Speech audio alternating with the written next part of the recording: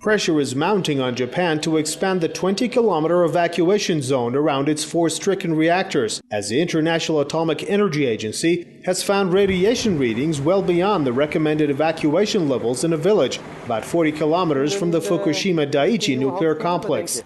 The Japanese officials disagree. Regarding reports that radiation from the soil exceeds safe limits, we believe that these would only be harmful to health if you were exposed to it for long periods of time. So we are going to increase our monitoring to see if there is the possibility of protracted high levels of radiation in the area. This while radioactive iodine in seawater is now 4,385 times more than the legal limit, up from almost 2,000 times of last week.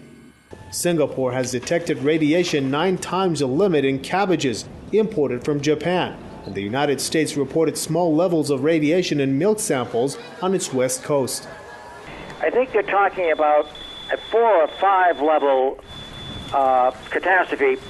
I think it's already a Chernobyl catastrophe. It's out of control, and we're probably one of these reactors is in a meltdown.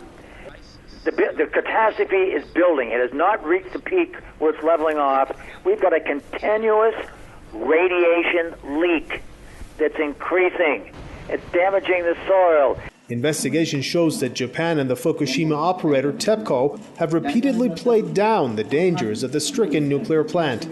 TEPCO could face compensation claims of up to $133 billion, and those who have fled the area say they feel they have been betrayed and are wondering what the next step should be.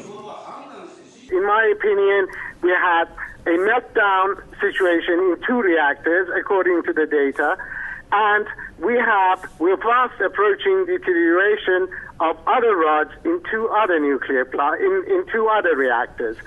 So what we've got to do now is basically send emergency teams in to pour some cement and, just like Chernobyl, bury the plants to stop the seepage. But the problem is that you have massive underground waterways under the plant there.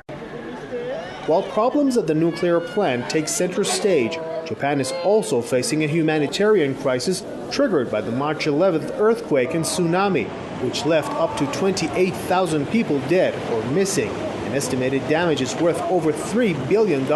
Observers are hoping that officials will stop choosing politics over science soon.